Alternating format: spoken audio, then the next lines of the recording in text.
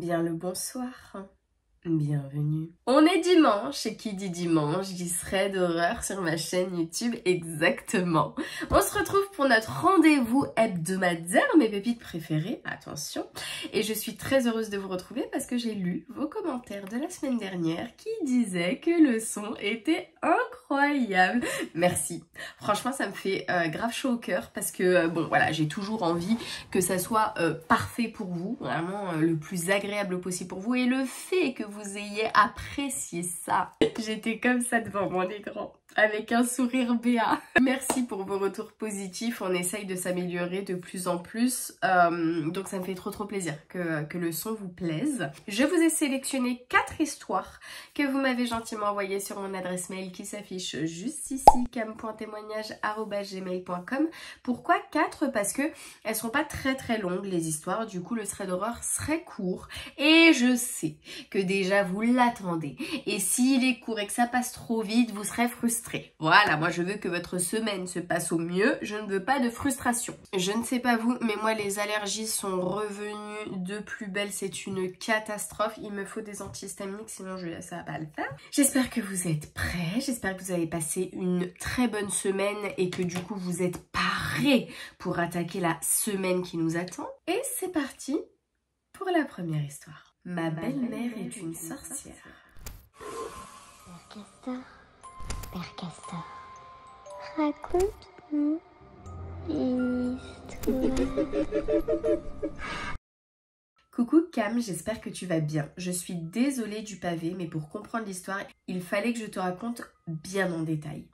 Je te renvoie un mail car en écoutant un de tes threads, j'ai eu comme une illumination. En 2019, j'étais en garde partagée avec le père de ma fille dans un département rural. Étant aide-soignante, mis à part travailler en maison de retraite et être payée une misère, il n'y avait rien d'autre. Étant originaire d'une grande ville située à 1 heure de chez moi, je décide de partir travailler là-bas. Je laisse ma fille à son père pour respecter le jugement et pour ne pas la changer d'école en pleine année scolaire. Nous nous étions mis d'accord pour que ma fille vienne habiter avec moi en septembre. Et c'est là que tout a commencé. J'ai commencé à travailler fin mai. Je vivais chez mon père, le temps de mettre de l'argent de côté et de trouver un appartement dans cette ville. Mon papa est tombé malade. Il avait des douleurs dorsales et tous les médecins pensaient que ce n'était pas grave. Un soir, je le regarde dans les yeux et là je vois. Je comprends que non, c'est pas des douleurs dorsales, mais c'est un cancer et qu'il a le regard de personnes qui ont des métastases cérébrales. J'ai 16 ans d'exercice et j'ai vu ce regard tellement de fois, pour moi c'était une évidence. Effectivement, avec les bons examens, j'avais raison. Il nous a quittés 3 semaines plus tard d'un cancer en stade terminal. Paix à son âme. Suite à son décès, je reçois une lettre du tribunal. Le père de ma fille m'a signé au juge des affaires familiales. N'ayant que 2 semaines pour me préparer, j'ai perdu la garde. Je ne voyais ma fille que 1 week-end sur 2. Je me fais mettre à la porte de l'appartement de mon père par sa propre famille. J'arrive à être logée par un collègue de travail et sa femme. Au fur et à mesure, ma situation de recherche d'appartement n'avançait pas. Étant médium, je demande de l'aide et on me montre que la belle-mère de ma fille faisait de la sorcellerie. Et elles me disent que oui, et qu'il faut absolument que je me protège. Je me remonte les manches et là, la lutte commence. Elle ne sait pas que je suis médium, que je peux voir ce qu'elle voit. Des simples sorts sur un tapis en velours avec des dessins de lune au-dessus des sacrifices de poulets. Pendant des mois, je brise les sorts qu'elle me fait. Ça fait des ping-pong car ce qu'elle m'envoie lui retourne. Un jour, ça devait être le sort de trop. Comme un boomerang, la justice se retourne contre le père de ma fille et contre elle. J'ai enfin pu récupérer la garde de ma fille. L'assistante sociale l'a définie comme une personne malsaine et instable sur son compte-rendu. La belle-mère a avoué elle-même qu'elle s'était amusée à déclencher la procédure au JAF où j'ai perdu ma fille en manipulant le père de ma fille et qu'elle a fait exprès d'envenimer la relation entre le père de ma fille et moi-même. Tout est écrit noir sur blanc sur un papier reconnu et habilité par le tribunal. Je continue de nous protéger et quand elle donne des bijoux à ma fille, ça part direct à la poubelle car je sens ce qu'elle fait dessus. Je continue toutes les semaines de nous protéger. Mais pour l'instant, je sais qu'elle ne s'attaque plus frontalement à moi. Donc c'est ma fille que je protège. Désolée pour la longueur de l'histoire, Cam, mais les pépites, faites attention. Protégez-vous régulièrement, même si vous ne sentez rien. Et j'ai choisi cette histoire parce que franchement, elle est ultra intéressante. Déjà, vous avez vu le nombre de merdes, excusez-moi pour le mot, qui lui est arrivé. Recherche de travail, son papa décède, elle a été virée de l'appartement, elle a été mise à la porte, non? Ou elle continue de travailler? Je ne sais plus. En tout cas, elle a eu plein de merde. Elle a perdu la garde de sa fille, un week-end sur 2. Pour une maman qui veut une garde, ça doit être horrible. Là, pour moi, quand t'as beaucoup de merde comme ça qui s'enchaînent, c'est pas normal. C'est qu'il y a un truc derrière et en fait, mais Dieu merci. Alors oui, t'es médium, mais même si t'es pas médium, tu peux te protéger. Et d'ailleurs, n'hésite pas, si tu passes par là, n'hésite pas à nous dire dans les commentaires comment tu conseillerais aux pépites de se protéger, parce que moi étant musulmane je donne mes conseils, mais peut-être si tu n'es pas musulmane, voilà, justement de donner tes conseils à d'autres non musulmans. En tout cas, voilà, moi, Coran dans la maison, Surat al-Baqarah, Surat el-Zelzela et Safet, je vous l'ai dit plusieurs fois. Dans toute la maison à répétition, donc c'est une vidéo YouTube, donc vous tapez Surat el-Zelzela et Safet qui dure 3 heures. Vous la mettez en récitation dans la maison, ça va en fait barrer pour les mauvais esprits, barricader plutôt, de protection pour éviter que les mauvaises choses puissent rentrer chez vous. Et voilà, invocation de protection matin et soir. Ayatul Kursi, franchement toute la journée si vous le pouvez, c'est très très bien. Moi à chaque fois que je fais quelque chose, je suis dehors et la nuit tombe. Tout à l'heure j'étais en train d'étendre le linge, je récitais tout le temps, c'est très très bien de la réciter. C'est le verset le plus important du Coran qui vous protège, donc n'hésitez pas. Et donc pourquoi j'ai choisi cette histoire, mais juste cette phrase. Voilà, ça c'est tous mes conseils à moi pour vous protéger. Donc n'hésite pas ma pépite, si tu passes par là, à nous donner d'autres conseils. Je sais que la sauge aussi, moi je le fais pas, mais je sais que c'est beaucoup répandu et conseillé de brûler de la sauge. Donc pourquoi j'ai pris cette histoire-là? Parce qu'elle a su se protéger et elle a su, c'est quand même dingue de dire pendant des mois, je brise les sorts qu'elle me fait. Donc c'est quand même, enfin voilà, c'est très normal de dire ça. C'est, enfin... Franchement, d'en arriver là, c'est chaud et bah, Dieu merci que tout se soit réglé. N'hésite pas à nous dire aussi comment t'as brisé les sorts parce que c'est très intéressant et en tant que médium, enfin, ça peut être très très intéressant pour nous qui ne connaissons pas du tout là-dedans. En tout cas, voilà mes pépites, j'espère que cette première histoire vous a plu, qu'elle vous a mis dans le bain et je vous propose qu'on passe tout de suite à la deuxième histoire. Le retour de Ginette. Père Castor, raconte-nous une histoire. Coucou Cam, je t'avais partagé ma mésaventure au travail il y a quelques temps maintenant et beaucoup de choses se sont produites suite à cette rencontre. On se souvient très bien, mes pépites, de la rencontre de Ginette. C'est un thread d'horreur qui nous a traumatisés. Pour celles et ceux qui n'arrivent pas à se remettre dans le contexte, c'est une pépite, donc aide-soignante, qui est partie chez une personne âgée pour l'aider, faire le ménage, etc. Cette personne âgée était très très glauque.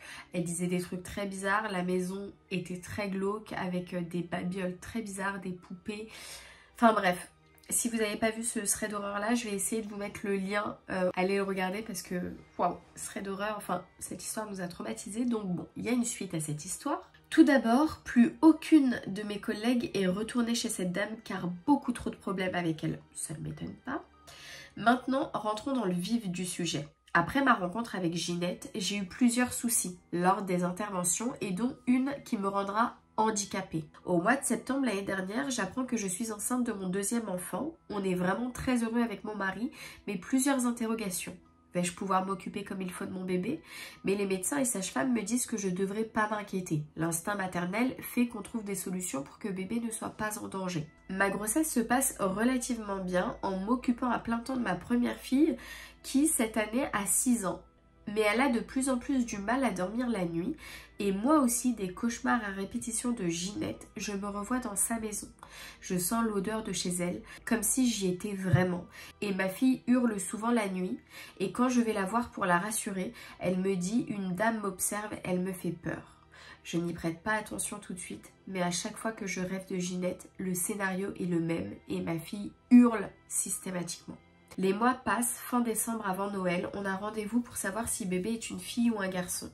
La veille du rendez-vous, un cauchemar horrible de Ginette à nouveau, mais cette fois elle me parle en me disant « Tu as déjà une fille magnifique, dis-moi. Et maintenant, tu attends une autre fille, quelle chance !» Mais penses-tu que la deuxième, tu arriveras à la protéger? Et de là, un rire horrible se fait entendre et toujours le même scénario. Mais cette fois-ci, ma fille rentre dans la chambre conjugale en pleurant et en disant « Elle veut faire du mal à ma petite sœur ». On arrive à la calmer et elle finit sa nuit dans notre lit. Mais pour moi, impossible de refermer les yeux. Le lendemain, rendez-vous chez le gynécologue et il nous annonce que j'attends une fille. Sur le coup, je suis super heureuse, je regarde mon mari et là je fonds en larmes en me rappelant la nuit dernière. Le cauchemar est notre fille qui nous dit qu'elle fera du mal à sa petite sœur, alors que nous ne savions pas encore si c'était une fille ou un garçon. Une angoisse horrible m'envahit. Ma grossesse suit son cours, mais je dois être surveillée de plus en plus près, car grossesse à risque. Par moments, le cœur de ma fille ralentit dangereusement. Elle ne bouge plus comme elle devrait. Mes analyses sanguines sont médiocres et bien évidemment toujours le même rêve. Ma fille aînée, elle, commence à changer de comportement avec moi. Elle me parle mal, elle n'obéit plus, fait des caprices, elle refuse de manger ce que je lui prépare et j'en passe. J'ai l'impression que ma vie commence à sombrer dans quelque chose de très mauvais.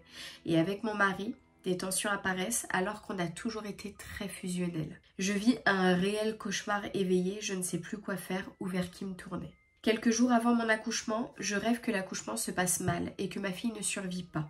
Ensuite, je rêve que c'est moi, ce monde.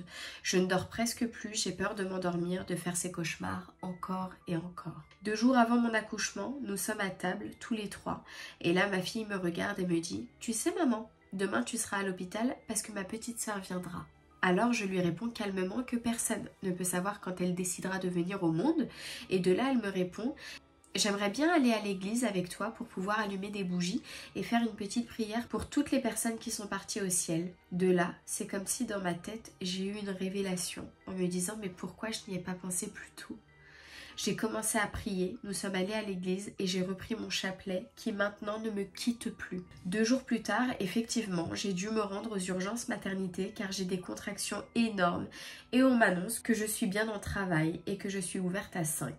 On m'installe en salle d'accouchement et tout s'accélère. En 10 minutes, je suis à dilatation complète. La poche des os explose et ma fille suit dans la foulée. Mais je n'entends pas ma fille pleurer. Je commence à pleurer, je prie et là j'entends « Ne t'inquiète pas, elle va bien, on veille sur elle, tout se passe bien ». De là, on la pose sur moi en me disant que l'atterrissage était un peu brutal pour elle mais que maintenant tout va mieux. J'ai remercié la sage-femme de m'avoir rassurée en me disant qu'elle veille sur elle et que tout se passera bien. Mais pas de réponse, juste un petit sourire. En rentrant, mon mari me dit que la sage-femme n'avait rien dit. Elle était extrêmement inquiète pour notre fille et se concentrait sur elle sans rien dire. Cette phrase me hantait. Je savais ce que j'avais entendu, je n'étais pas folle. Je voulais comprendre, mais l'essentiel c'était que tout le monde se portait bien. Pour remercier Dieu d'avoir protégé ma fille, je me rendais souvent à l'église, je continuais les prières. Les cauchemars ont arrêté et au 1 mois de ma fille, j'ai fait un rêve qui m'a fait comprendre que ma grand-mère, de qui j'ai été très proche, a veillé sur elle pour qu'il ne lui arrive rien. C'est mon ange gardien et veille sur ses arrière-petites-filles. Je continue à aller à l'église, à faire des prières. Chacune de mes filles ont un chapelet dans leur chambre. La deuxième, comme elle n'est pas encore baptisée, a toujours un chapelet dans la poussette quand on se promène et une prière le soir avant de la mettre au lit. Les tensions ont disparu avec mon mari, ma fille aînée est redevenue calme, douce et câline avec moi. Tout est redevenu à la normale, juste le sommeil en moins, tu connais. Courage à toutes les mamans qui sont en manque de sommeil. Quand j'ai vu un mail qui s'appelle Le Retour de Ginette, j'ai tout de suite cliqué dessus parce que vraiment ce serait d'oreille, il m'a traumatisée, vraiment. Vous voyez comme quoi rencontrer des personnes mauvaises qui font des choses mauvaises, ça peut impacter votre vie parce qu'il y a des choses qui peuvent s'accrocher à vous. Dieu merci, tout va mieux. Après, je pense que ta première fille, elle a des capacités médiumniques, je crois que ça se dit comme ça. Parce que c'est pas possible, dans 2 jours, maman t'accouche, ça serait bien qu'on aille à l'église. Enfin, c'est pas possible. Elle a tout juste, même par rapport à sa petite sœur, elle savait que c'était une fille. Incroyable. Donc faudrait que tu te penses sur ce sujet là. Courage à toi pour l'arrivée de bébé. Je suis extrêmement heureuse que tout se soit bien passé, Dieu merci. Écoute, continue, c'est très bien ce que tu fais, continue les prières, ça te protège, comme quoi c'est pas anodin mes pépites. Et merci d'avoir pris le temps de nous écrire ce mail, malgré que ça doit être, le rythme doit être costaud pour toi. On te fait, enfin, Je te fais des gros bisous et j'espère que tout ira pour le mieux. Encore et encore jusqu'à la fin. Non, c'est glauque de dire ça. Et Dieu merci, tout est rentré dans l'ordre. Sur ce, mes pépites, je vous propose tout de suite de passer à la troisième histoire. La femme aux yeux vides. Père Castor, raconte-nous une histoire. Lieu, une bibliothèque universitaire à Toulouse. Coucou Cam, j'espère que tu vas bien. Nous adorons regarder tes threads d'horreur, ma copine et moi. Et nous nous sommes dit que c'était bien que nous te racontions ensemble mon histoire. Ça se passe environ vers 15h30. Alors, par où commencer? J'étais en première année à la fac en train de réviser mes partiels dans une salle silencieuse de la bibliothèque. C'était l'hiver, il faisait froid dehors, mais la pièce était bien chauffée, il n'y avait presque personne. Parfait pour bosser. J'étais concentrée depuis une bonne heure quand j'ai senti quelqu'un s'asseoir juste derrière moi. Rien d'anormal, sauf que je n'avais entendu aucun pas. C'était comme si la personne était juste apparue. J'ai tourné la tête, c'était une femme, une trentaine d'années, bien habillée, assise, droite comme un piquet. Pas un livre, pas un sac, juste là, à fixer le mur. Mais ce qui m'a le plus marqué, ce sont ses yeux. Ils étaient vides, je veux dire totalement noirs. Pas noir foncé, noir. Aucun blanc, aucune pupille, comme deux orbites remplies d'encre. Elle ne bougeait pas un clignement d'œil, pas un souffle. Je la fixais à moitié dans le reflet de mon écran d'ordi, puis au bout de 10 minutes, j'ai fini par me lever. Je voulais m'en aller, mais au moment où j'ai glissé mes affaires dans mon sac, elle a parlé. Une voix calme, monotone, elle a dit « Tu ne dois pas partir. Tu es déjà là. » Je me suis figée, mes mains tremblaient, j'ai à peine réussi à articuler « Pardon ?» Elle ne m'a pas répondu, mais elle souriait maintenant. Un sourire lent, étiré, impossible que ça soit humain. Je suis sortie en courant, les gens dans le couloir m'ont regardé bizarrement, comme si j'étais floue. Mais ce n'est pas fini. Le soir même, je suis allée raconter l'histoire à un pote. Il m'a cru à moitié jusqu'à ce que je lui montre une photo. Parce que oui, en sortant de la bibliothèque, j'avais pris une photo en douce, floue, depuis mon téléphone, en tournant vite la tête. Puis, on y voit la pièce, vide. Mais dans un coin, on distingue une silhouette assise, complètement floue, mais au contour déformé. Et là où devraient être ses yeux, deux taches noires, nettes, qui ressortent, malgré le flou. Comme deux trous dans l'image. Ce que j'ai découvert ensuite, un mois après, j'ai fait des recherches sur la BU, bibliothèque universitaire. Il y avait une ancienne histoire, un fait divers local que peu de gens connaissaient. En 1987, une étudiante schizophrène s'était pendue dans cette même salle après avoir écrit partout sur son journal « Ils veulent m'effacer.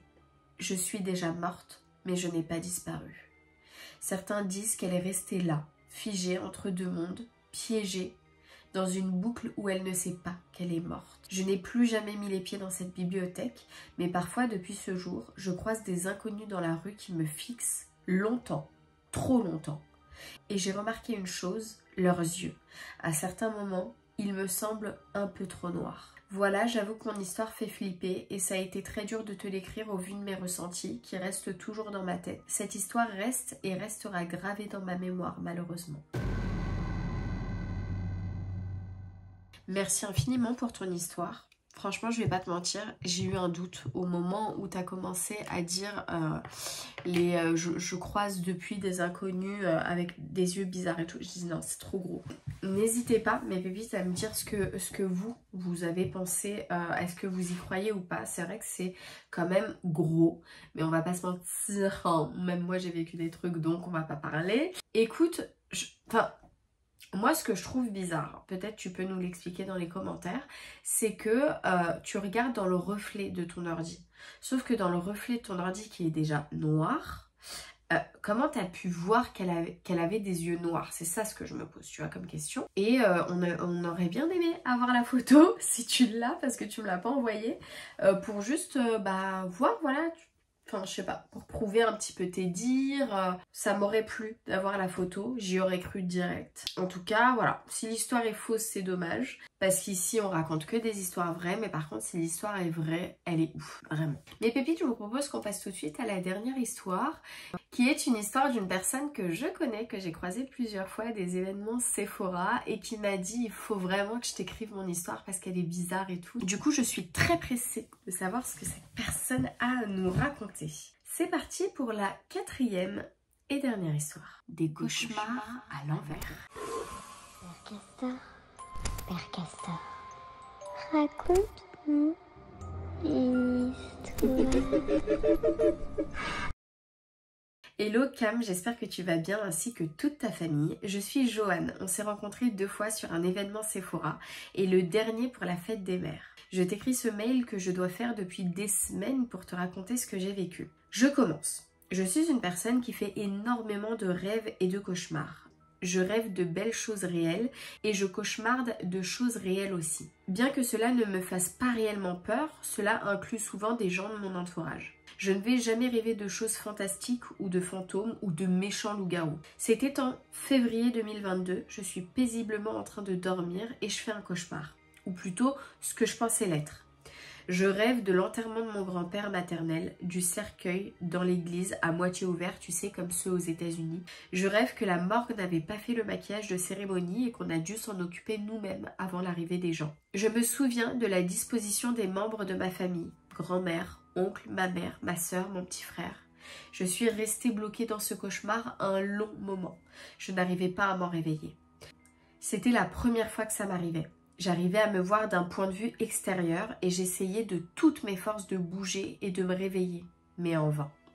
Mon cerveau, comme bloqué, à moitié dans ce cauchemar, et l'autre moitié consciente, voulait m'en sortir.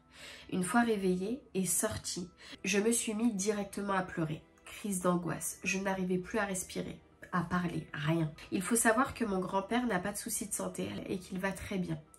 En mai, 3 mois après cette paralysie du sommeil, si je peux appeler ça comme ça, je refais un cauchemar. Et cette fois, je rêve de ce qu'il se passe avant la cérémonie, avant notre entrée dans l'église, car mon grand-père est chrétien.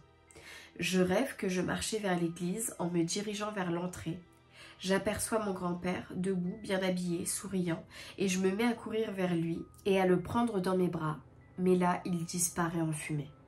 Je me suis sentie dépitée, anéantie dans le cauchemar, car c'était juste une hallucination. Je me réveille en pleurant, en manquant d'air comme pour la première fois. En août, je me souviens que c'était bientôt la fin du mois. Une nuit tranquille, je rêve encore une fois, du moins je cauchemarde. Mais j'aime pas employer ce mot qui a pour moi une connotation trop négative. Je suis dans mon sommeil et je me retrouve bloquée, sur le dos, dans un cauchemar. Et cette fois-ci, je rêve de la mort de mon grand-père. Il conduisait son véhicule, il a perdu le contrôle et il a fait une sortie de route dans une vaste plaine et a fait de nombreux tonneaux. Et c'est réellement comme ça qu'il est décédé. Je me retrouve en pleurs, souffle coupé, en transe et anéanti, car j'ai compris que les rêves que je faisais étaient une suite chronologique, mais à l'envers.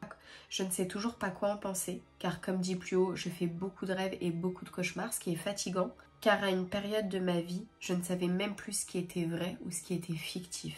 Je ne suis pas fermée sur l'au-delà, le paranormal, je me suis beaucoup rapprochée de l'islam et je sais que tout a un sens, mais je cherche encore celui-ci.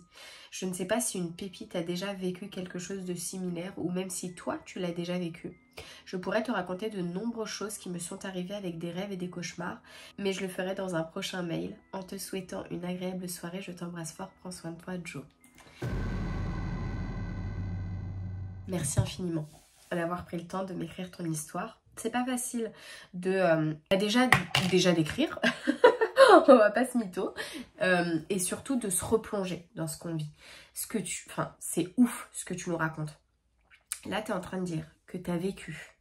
En fait, tu as rêvé. Tu as rêvé le fait qu'il soit dans le cercueil. Après, tu as rêvé l'entrée dans l'église au moment de la cérémonie. Et ensuite, tu as rêvé la mort de ton grand-père. Et il est réellement mort comme ça. C'est oufissime. C'est oufissime et en fait tu fais des rêves prémonitoires. Mais je ne comprends pas pourquoi tu les fais à l'envers. Est-ce que tu peux nous dire, si tu passes dans les commentaires, combien de temps après ton grand-père est décédé, paix à son âme, C'est ouf, mais t'as dû être, mais what the fuck. Alors, moi, ce que je voulais te dire, c'est que en islam, les rêves sont très très importants. En fait, c'est des signes que Dieu t'envoie dans les rêves pour t'envoyer un message. Et les rêves sont très très importants parce qu'on dit que la seule façon de parler à un défunt, pour nous, les musulmans, c'est dans le rêve. C'est l'âme monte là-haut et donc du coup peut rencontrer des âmes, d'autres âmes. Et donc c'est pour ça que nous musulmans, quand on rêve de défunts, donc moi par exemple quand je rêve de mon papa, d'ailleurs papa ça fait longtemps que j'ai pas rêvé de toi, ce serait bien que tu me fasses un petit coucou.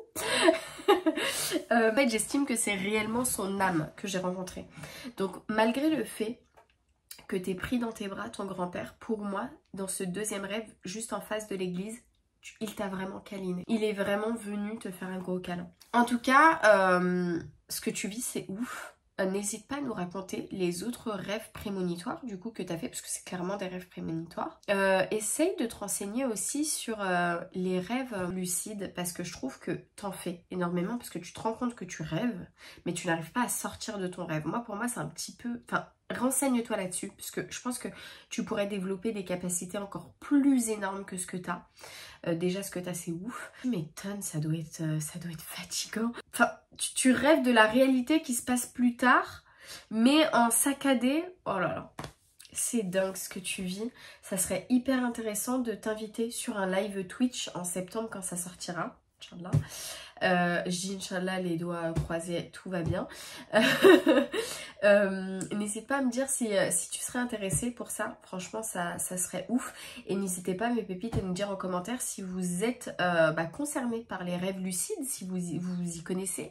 Si vous aussi, vous faites des rêves prémonitoires, si vous pouvez donner des conseils à Johan qui nous regarde de comment il peut maîtriser ça. Parce que j'ai l'impression que tu le subis énormément, que ça te fatigue, donc ce serait bien d'avoir des petits conseils là-dessus. Moi personnellement, et n'hésitez pas à nous dire, même toutes les pépites, en commentaire, moi perso, je fais jamais de cauchemars, j'en fais peut-être 1 ou 2 dans l'année, mais ça va être des cauchemars de merde, quoi. Genre t'es un requin qui va me bouffer, des petits fantômes par-ci par-là, et encore. Franchement, c'est si j'ai regardé vraiment un film d'horreur qui m'a traumatisée, et encore. Mais sinon, je ne fais jamais de cauchemars. Alhamdoulilah, quand j'en fais c'est pas très drôle. En tout cas, merci infiniment de nous avoir écrit ton histoire. J'espère que ce serait d'horreur vous a plu. Vous avez des choses à me dire en commentaire. Du coup, on se retrouve tout de suite là-bas.